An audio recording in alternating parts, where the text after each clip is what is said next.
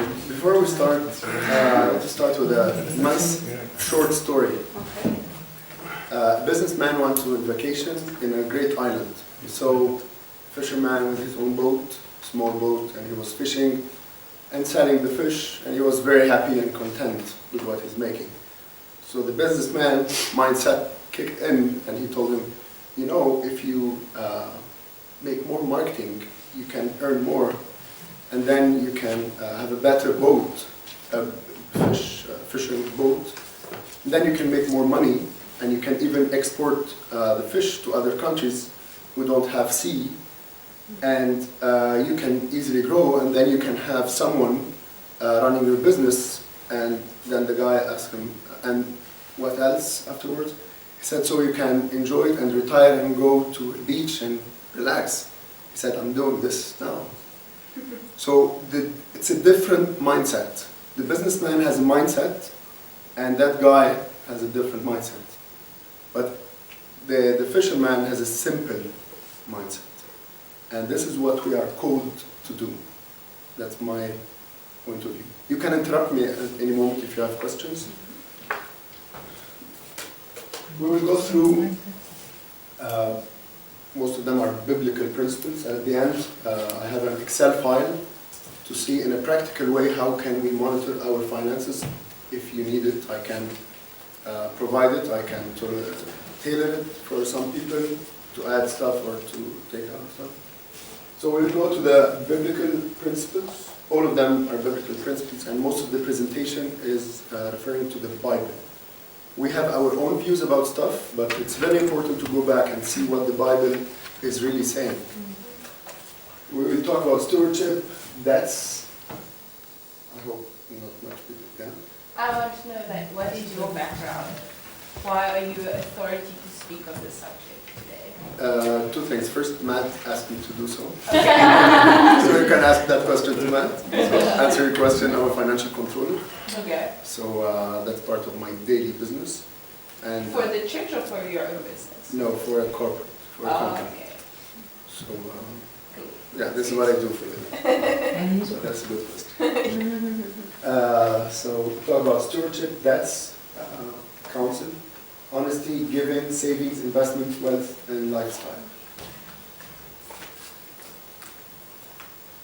Does money affect our relationship with God or not? Yes. I want to show a Bible verse here. It shows the link.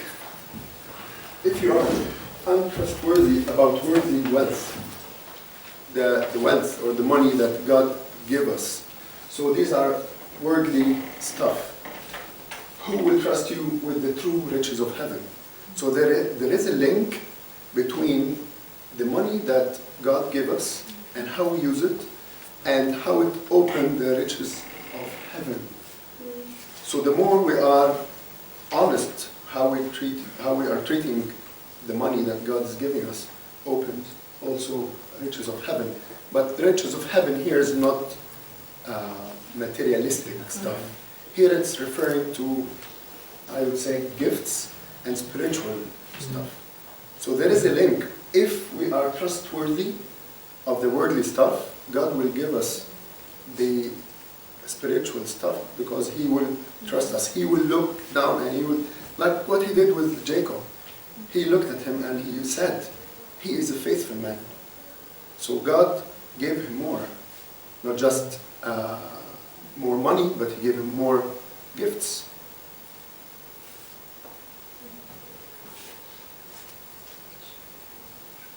Stewardship. That's a very important topic, I would say, and this is what Salvatore asked. And we will go deeper into this in the coming few slides. But this is very important. How we handle money that influences our fellowship with God. The way we see money that really affects our daily life, maybe more than our understanding. I'm not sure about you students, how you see it, but I believe as you, Emma, and Nicolette, I believe you understand this more than the students, because you have more responsibilities. Not underestimating where you're standing, but it's different mindset. As we handle money God's way, we have the opportunity to enter into joy with God. So again, there is a link always between what God is giving us and how we use it. And if we look at the Bible, at the talents, one, God, or the man in the Bible saying, give 1 5 talents, 1 2, and 1 talent. The one with 5 did his best. He invested and he did his best. He won 5 more. And the other one also the same. And the last one didn't do anything. Sorry? He married it. Yeah, exactly. Yeah, exactly. And here it says, well done. So the one who works and the one who invests to gain more, God's saying, well done to that man. And good and faithful servant. And then enter into the joy of the master. So there is a link with what God is giving us as stewards. The way we manage it, it also affects our joy and how we do with it. If we have the money and we go and just spend it, we will not have the joy. I believe we heard about a lot of rich people. They committed suicide because they didn't find the real joy out of the money, because it's never enough. Possessions compete with the Lord for first place in our lives. Whether that competition, okay, let me ask that question to you. What are the things that are competing with God in the first place? I think there are actually a lot of things competing with God. Anything but Yeah, entertainment could be the money, it could be your relationships. A lot of things competing with God. I guess we all agree on this. And we're all aware of this, but I'm just asking myself first before asking you. You don't need to answer. But since we are aware of this, do we really take the right measurements to avoid those things to affect our lives and our relationship with God? That's a very important question. And many things of our today's presentation, it's not just about finances, to know about finances. We can give you a book like this talking about finances. But it's really, we need to take those things and to go back to the Lord to understand more from Him what He means and how we can take those things personally so we can learn from it. It's impossible to serve money and to serve God at the same time. That doesn't mean we don't need to work, don't get me wrong.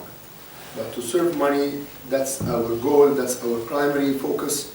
But after the money, we cannot serve that money and the mammon and at the same time we serve God. We will be fooling ourselves if we try to do so. And this is a known verse. No one can serve 2 masters. Either you will love the one and hate the other, or you will be devoted to the one and despise the other.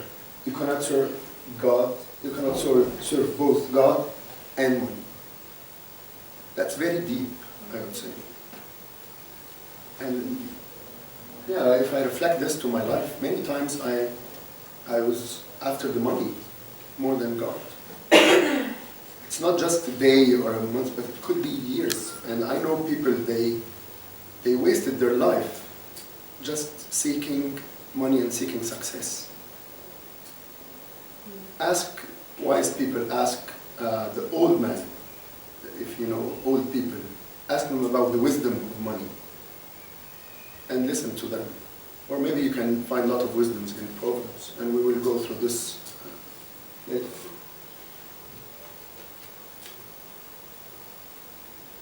Salvatore, is it ownership or stewardship? I believe it's stewardship. And this is not my own belief, but we will go through a lot of Bible verses to make it clearer about this.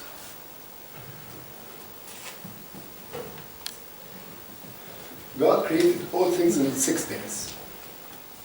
And he never transferred the ownership to anyone. He never said that you own the land and it's all yours and you own it. This never happened. So that's a mindset we need to make a shift if we're doubting sometimes that what we have is we own it, because it's from our own work. And if it's stewardship, the way we treat things will be different. The way I look at my car will be different. If I look at the car that it's not mine, but I'm just doing what the Lord is asking me to do, then if He asks me to give it to you, to drive it for one day, if you need it, I will do that, because it's not mine. I can host you in my home without getting any money, because it's not mine. I'm just doing what I'm being told to do. So that's the difference between ownership and stewardship. Stewardship doesn't take the decisions. If I leave the country and I give you power of attorney to manage my stuff in the Netherlands, and I want to wait back home to Egypt, I don't believe you will just go and sell the car or the house or whatever we have here. You will just call and say, this is the situation, what do you want to do? Then whatever I say, you will do it. It's the same way. Whatever God is telling us, we should do it. I'm sure we will struggle there on the daily life. That's not easy. It sounds easy and looks easy, but it's not.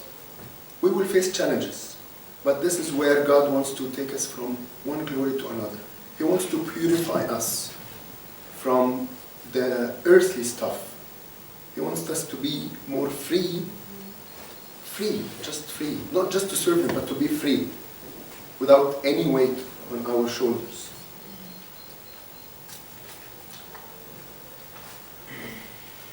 Anybody here can use our car. The new one? The new one, yes.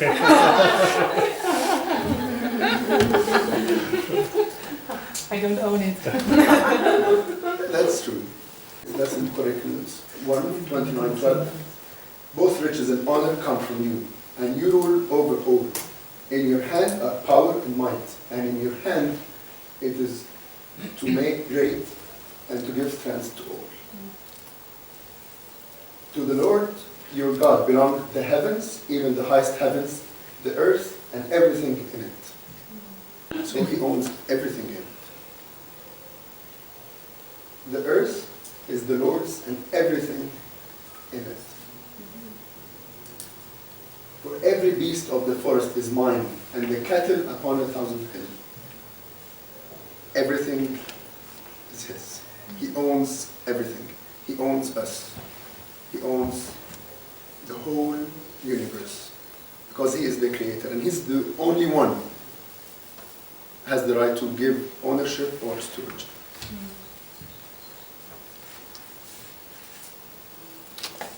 To be a disciple,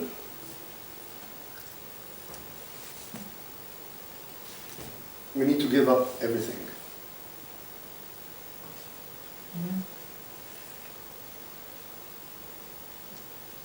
For me, sometimes this is hard. That it doesn't mean that I'm standing here, that all things are easy, and I already passed them through. But I've been challenged at some points in here. And I will tell you where exactly I was really challenged. So if we look at Luke 14, in the same way those of you who do not give up everything you have cannot be disciples.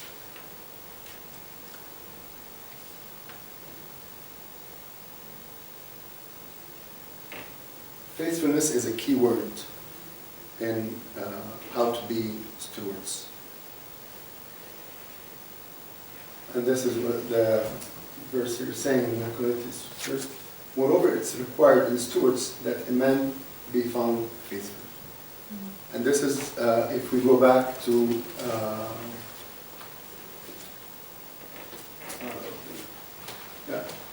well done, good and faithful servant. So faithfulness is a key word of stewardship. So let's go here. Which verse is it? 1 Corinthians? Yeah, 4, 4:2. So again, steward is a manager of someone else's belongings.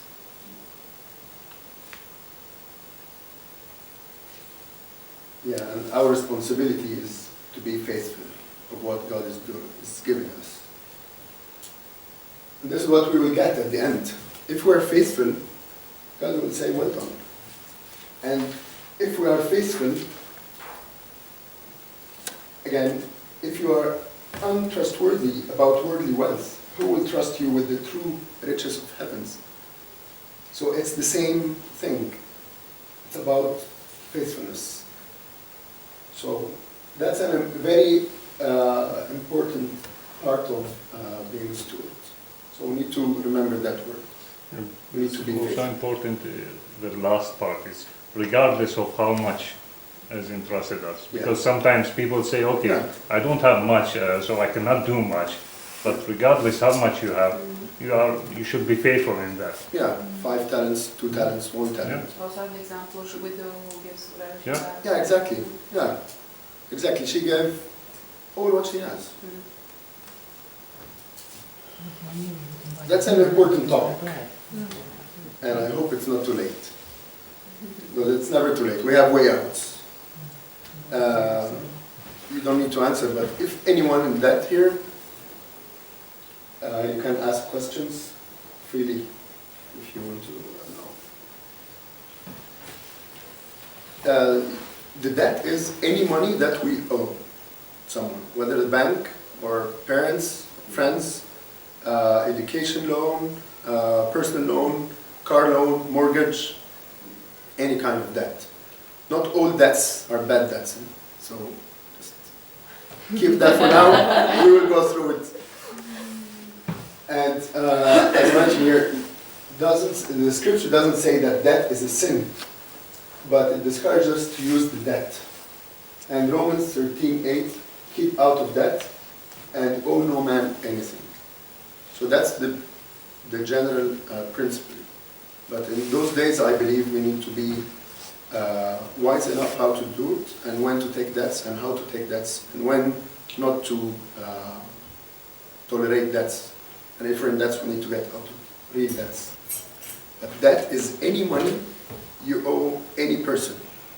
So Anytime, any place. yeah, exactly. That's a debt. Yeah. I'm not sure if this is answering your point or not. Okay. So, big part of the debt, why the scripture said get out of debt, because it's part of the slavery. It takes big part of your freedom. Because many times you are forced to do things, and maybe you don't want to do it, but you are forced to do it, and you're obliged to do it. You have to work to pay the debts at the end of the month. You cannot just go and say, okay, I will go to this mission trip for 2 years and forget about my debts. No, they will find you. And you will not find peace, and you will not find rest. So debts give us sort of freedom. No, I mean, if we're, so if we don't have debts, give us freedom. And here we are in the position of servitude to the lender. The rich rule over the poor, and the borrower is servant to the lender. That's a biblical verse. This is what the Bible is saying about the debts. And if we look at another passage in the Bible, when a man owes his master a lot of money, and at the end he didn't pay it, and he said, take him and take his kids and take everything, because he didn't pay his debt. So he was like a slave for that master, and he cannot get away. If you are in debt, really seek help. That's for your sake. Seek help, ask professionals, ask professionals. But there are a lot of scenarios, and how you will use the money, and why do we need the loan, these questions, and we will go to this now. one of the debts is the home mortgage. We might have different opinions on this, but I will tell you my opinion, and you see it yourself. Whether you're renting a house or you have a home mortgage, most of you are students and most of you will leave the country, so I will not give it too much weight here, but I will go through it quickly. Home mortgage. We will see the upfront cost and the recurring cost. So you would know what you need to be aware before committing to a home mortgage, and what are the benefits of it and what are the benefits of the rent or the disadvantages. So in the home mortgage, you need to be aware about down payment, the cost of the down payment if it's required, the appraisal. You need to hire someone to say that this house worth this amount, and inspection, property tax, notary, brokerage fees, renovation, and cost of moving. For the recurring cost, you need to be aware about the loan payment, and the loan payment is two parts. Part goes to the interest and part go to the principal. So the part goes to the principal, you're building equity by time. So if you compare, sorry? You can do. Yeah, so if you are paying 300 euros rent and your mortgage will be the same amount, my advice, go and buy a house. Then you go and buy a house. That if the rent is very close to the mortgage, then it's much better to buy a house instead of renting. Mm-hmm. Renting is 100% waste of money and goes to someone else. But having your own property, that's your own, part of it is wasted, goes to the bank as interest, but big part of it, or the bigger part of it, goes to the principal. And then this is part of your saving for the future. We'll talk about it also. And the recurring cost is the payment, the property tax, the annual insurance, utilities, and maintenance. Advantages of buying, building equity over time, tax benefit. If you're living in the Netherlands, the interest that you pay is a tax deductible. So you earn part of it back. Potential rent, if you leave the country or you move to another bigger house, you still have the another income, will help you to, and it will be good income, I would say. Of course, it's a proportional versus the house, percentage. And you have freedom. You can do whatever you want in the house. You can leave it, you can rent it, you can do whatever you want. Disadvantages of buying: potential financial loss if the market goes down. So you need to go to professionals to know what are you investing for and the real value of the house, and if this is the right investment and is this the right timing to do so. And the high upfront cost. If you can afford those costs and you're renting, move to mortgage. Especially with those with the very low interest rates those days. Now we're talking about maybe 2.4, 2.5, so that's really low. Seek counsel. Many people go into problems because they didn't seek counsel from the beginning. So my advice, before you go into a big step in your life, go to the professionals and make sure that this step is the right step for you at that time.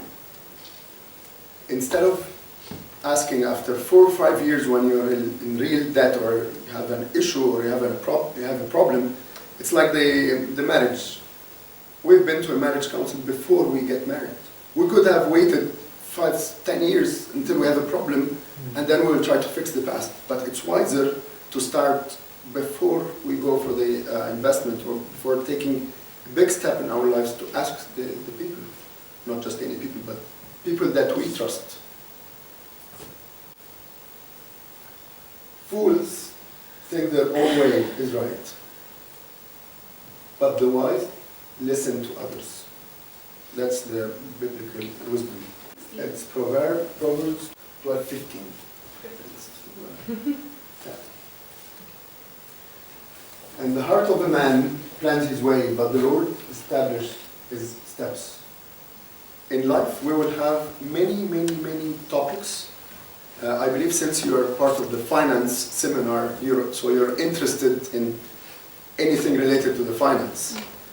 So that means you will have ideas how to gain more money, whether little or too much, whether short term or long term.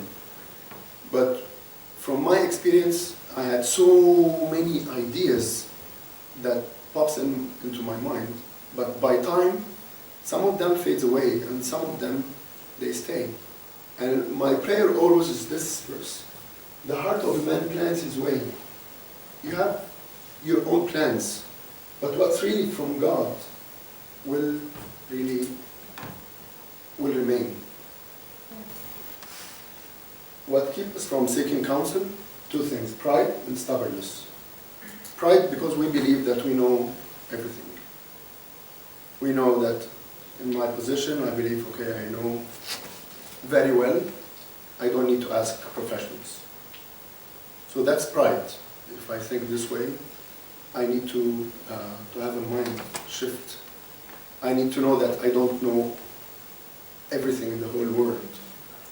So my advice, if you go for investment, invest in something you understand, not anything in the world. And that's a mistake I did.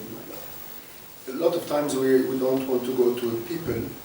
I used to do this with my dad. I know his opinion, I know how he thinks, so I want to avoid those kind of discussion with him because I know what he would say.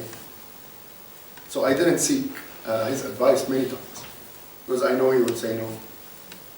So I'd rather do it rather than having a real advice. So what were you thinking then? I mean, that time, because you knew the advice of your dad, but still you had your own opinion? Yeah. But you still did it, right? Yeah. I assume. Yeah.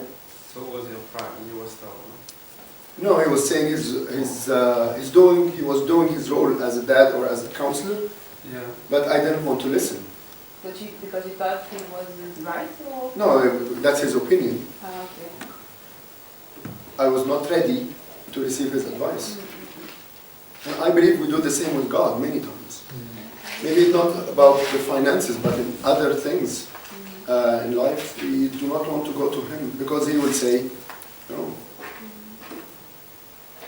So we escape sometimes. Counsel could be from the scripture or godly people or the Lord himself. Your testimonies are my delight. They are my counselors.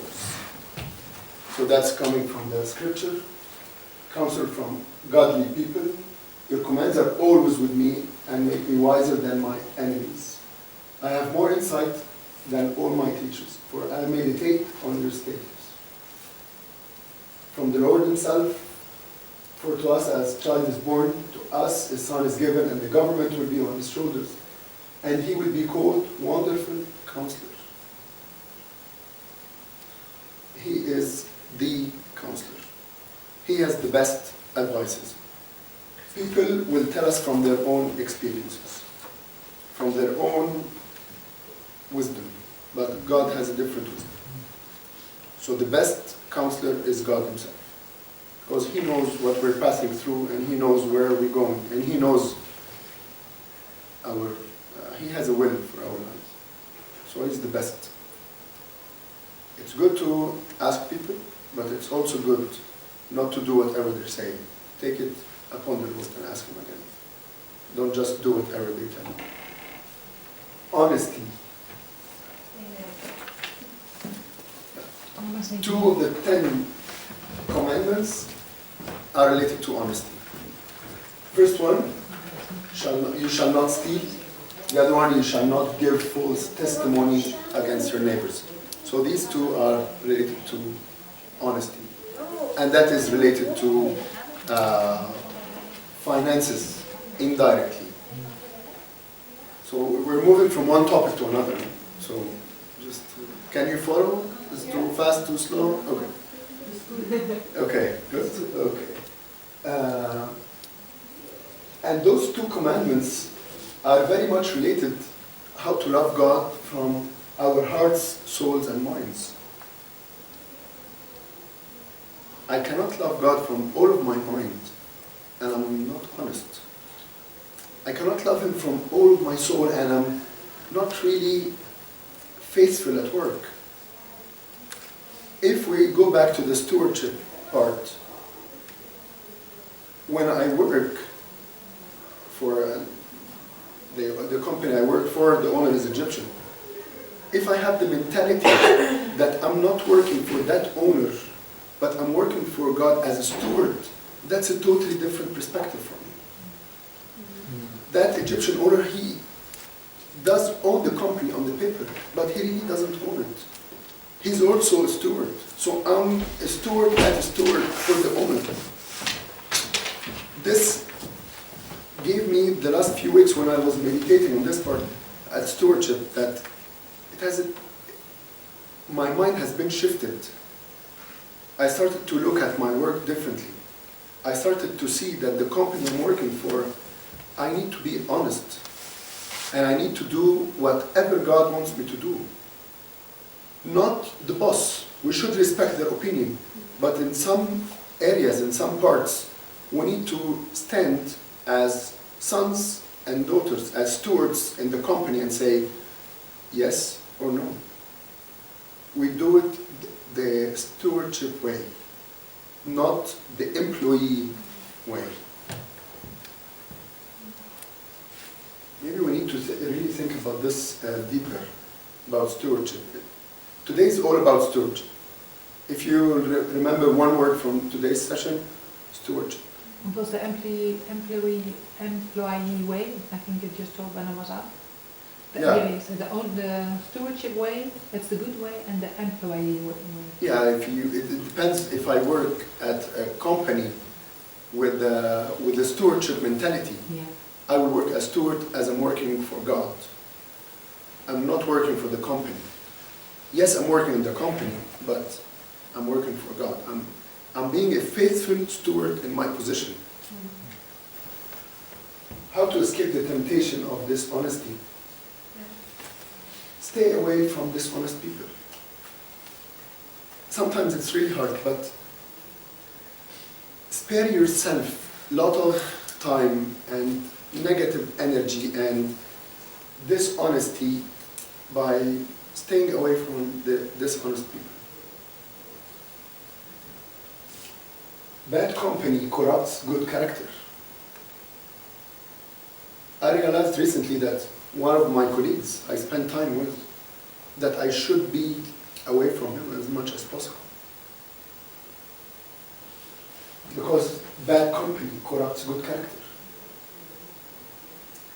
Do not be yoked together with unbelievers.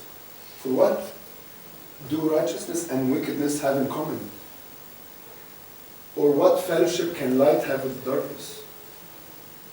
Stay away as much as possible. Do not go into partnership with people that do not believe in Christ and they don't have the same mentality. They don't have the same faith. They will have a different opinion about taxes. You want to avoid those discussions with them. You do not want to compromise. As a steward, you want to pay your taxes in full. But if you go with unbelievers, they will tell you, yeah, why not? Do we get the benefits from the government? Don't you see how they use the money? They spend it here and there, and they're not honest. So I will not pay the full taxes. Have a regular pattern of giving. Anyone who has been stealing must steal no longer, but must work, doing something useful with their own hands, that they may have something to share with those in need. As we give, we are drawn closer to God. I'm sure that in many stages in our lives we used to give, whether now or before or all the time. But the more we give, we experience that we are happy. Like Matthew was saying in the morning, that the more we give, we are happier than the people who receive. God is concerned about our attitude towards giving and towards money. And he is really concerned about the source of wealth and how we use it. Let's go through it. In everything I did, I showed you that by this kind of hard work, we must help the weak. Remembering the words of the Lord, Jesus himself said, "It is more blessed than to give than to receive." And I believe we can easily relate with this verse many times in our life. And in Corinthians verse 13, if I give all I possess to the poor and give over my body to hardship that I may boast, but do not have love, I gain nothing. Each of you should give what you have decided in your heart to give. This is part of the answer. Do we have to pay 10% or not? That's part of the answer in the New Testament. But I will tell you later on. Each of you should give what you have decided in your heart to give, not reluctantly or under compulsion, for God loves a cheerful giver. I'm not saying that you should not pay 10%, but for now, hold this for now. Our attitude toward wealth. Whoever is generous to the poor lends to the Lord, and he will repay him for his deed. That's a profound verse.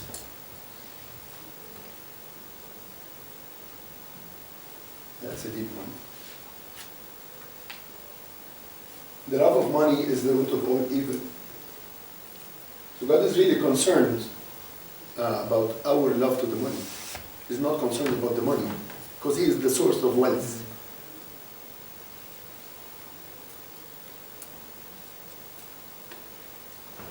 Treasures of wickedness profit nothing, but righteousness deliver from death. Better is little with the fear of the Lord than great treasure with trouble.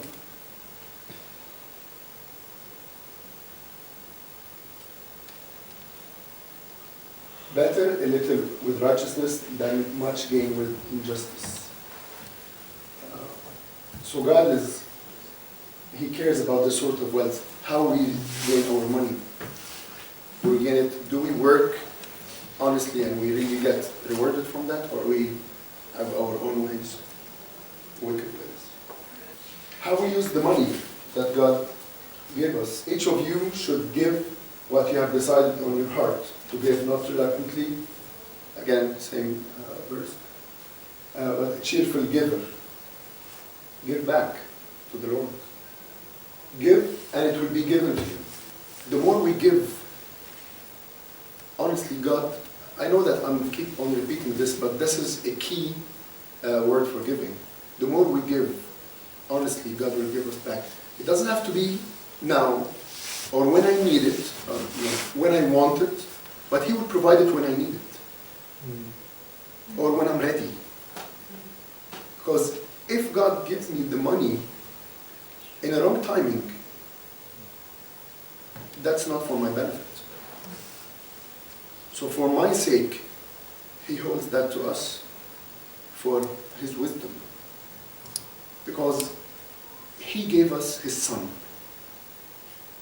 How come he will hold back money or wealth? So he wants to give it to us.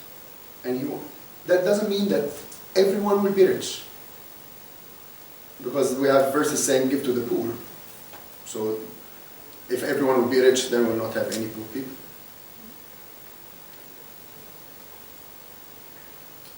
Give back, and it will be given to you. A good measure, pressed down, shaken together, and running over will be poured into your lap. Do you understand this? It's a measure that I can have a big jar and put stones in it. But if I put sand and put water, that's really measured and shaken. So it's heavy. It's full. Advantages of giving. It increases the intimacy with Jesus. Where your treasure is, there your heart will be also. So if we are looking to have more money, that's where your heart. If we are after promotions at work and only work, that's our heart, then this will be our treasure. I will try to finish quickly.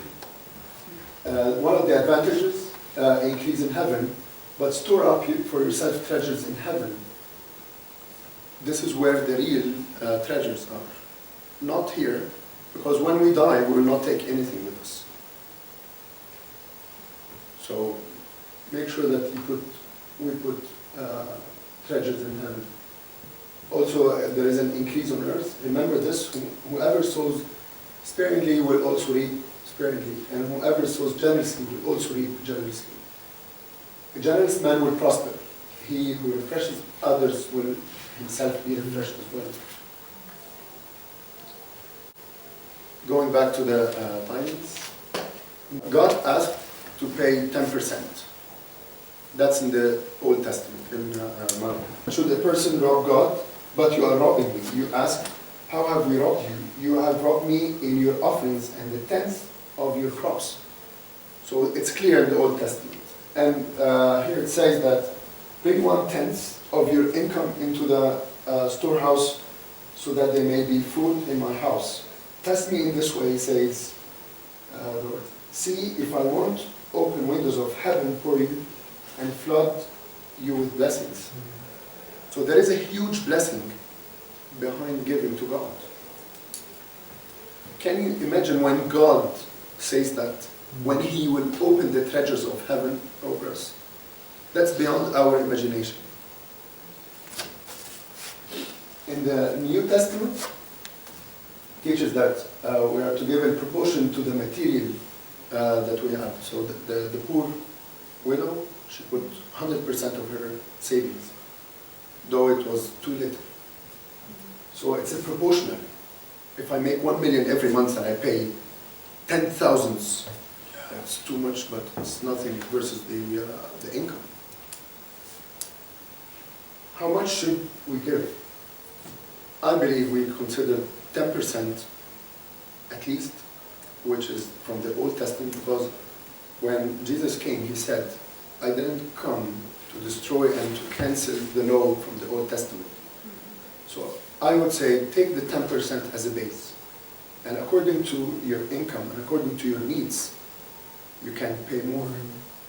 Why not? If I make 20,000 euros per month, do I need that? I don't need that amount. So why do I pay 2,000 only? Why don't I pay 5,000, 6,000, 7,000? Especially if there are needs around us. Yeah. Where? Savings. Before we go to this, in 1 minute, do you believe in savings or not? Yes? Okay. Is it biblical or not? It depends who you're saving it for. Yeah. It is biblical as well. Okay, let's see that. 4 things on earth are small, yet they are extremely wise. Ants are creatures of little strength, yet they store up their food in the summer. And the Bible tells us, learn from the ants. So we can look at them, what they do, and we need to store sometimes for the future. And this is also what Joseph did in the past. The wise have wealth and luxury, but fools spend whatever they get. I'm sorry to say that. If you spend 100% of your income, I'm not saying that. That's the scripture. Saying we are fools if we spend all our savings. If we don't save for the future, that's not wise.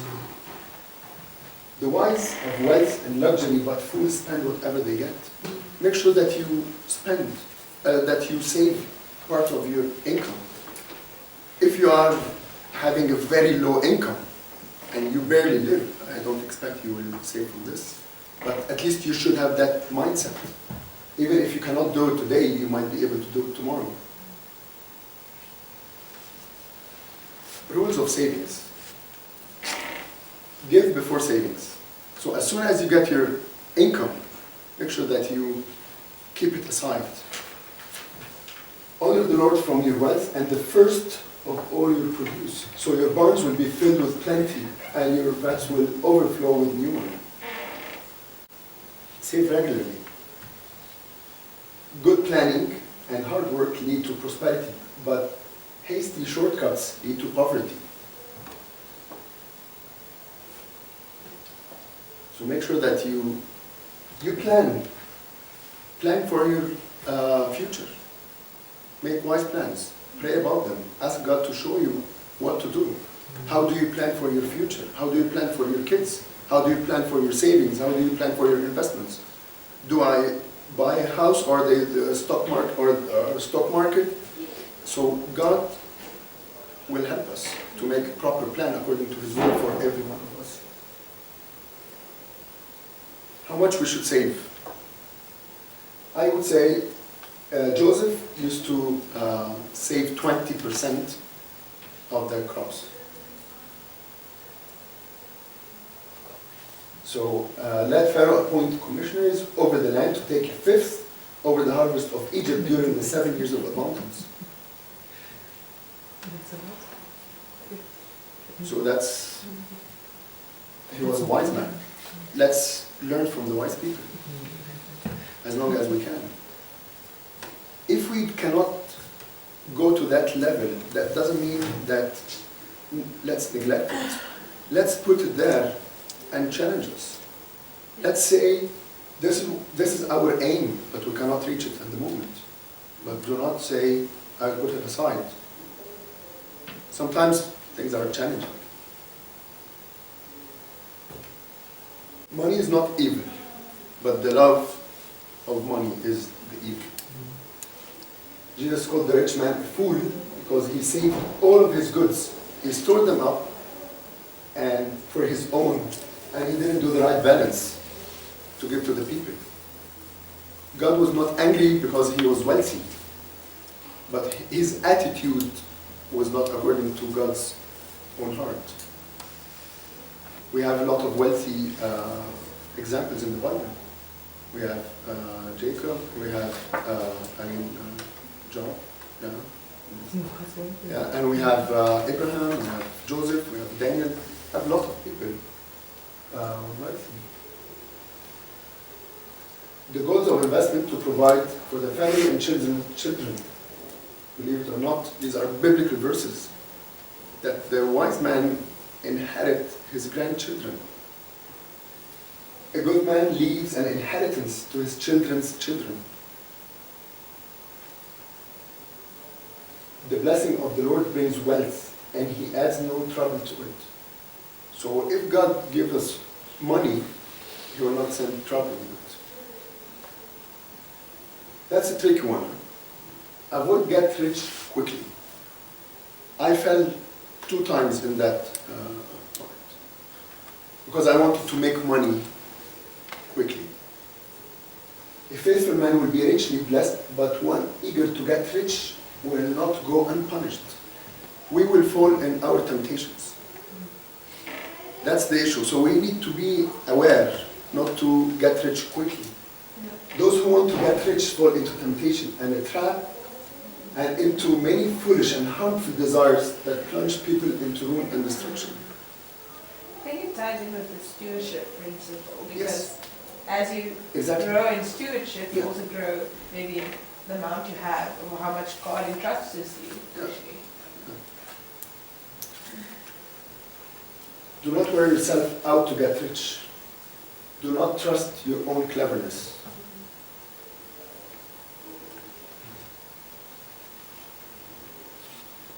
Better is little with the fear of the Lord than great treasure and trouble.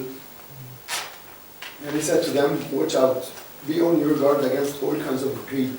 Life does not consist in an abundance of possessions. Avoid risky investments. That's biblical.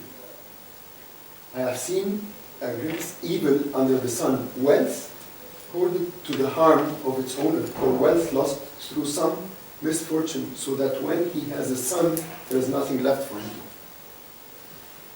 If you put everything in a very high risk investment in one, don't put all the eggs in one basket. Diversify. And that's a biblical principle as well. But divide your investments among many places, for you do not know what risk might lie ahead. Don't put everything in real estate. Don't put everything in the stock market. Don't put everything in your own business. Make sure that you divide your investments. And make sure that you, because some markets are linked together, do not, if you're having real estate investments, do not invest in the stock market in real estate companies, because they're very much linked. To summarize, not today's presentation, but to live this lifestyle, focus on the kingdom values. In everything we do at work, or with investments, or with savings, and while giving, let's focus on the kingdom values. Test your heart. And that's also for me.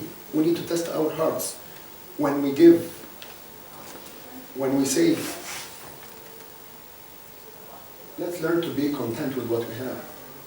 Keep your lives free from the love of money and be content with what you have, because God has said, never will I leave you, never will I forsake you. So if we don't have enough money, don't worry. God knows exactly what we need. He will provide in the right time. If you go to Luke 12, he says, focus on the kingdom and all the rest shall follow. It will come and you will not need. And I can tell you, if we had more time, I could have told you personal stories that really God provided in the right time in miraculous ways. In exactly the right time. Because He knows the right time. If He didn't provide to you in your timings, then then you're not in need. Maybe you want it, but you're not in deep need. As long as we're relying on Him. Learn to avoid competing. Like to want to have the car of my neighbor, great house, great clothes. They can afford this and this and this. Be content. Do not compare with others as well. Enjoy your heavenly, I would call it, heavenly bank investments. Because these are the real treasures. Not what we do on earth, but what we save in heaven. That's a key word. Live simply. Before we buy expensive stuff, we ask ourselves, are we going into debt to buy this? Do we really need that? Can we live simple? Or we have to get it? And to put ourselves into debts and borrowing from the future. Debt-free lifestyle. Okay, I think that everyone is reading out. So, yeah, okay. If you have any questions, I'd be happy to answer them. I have an Excel file. I was planning to go through it to manage and to monitor our finances daily and monthly. You need to have a budget versus your actual spending, because can have another session.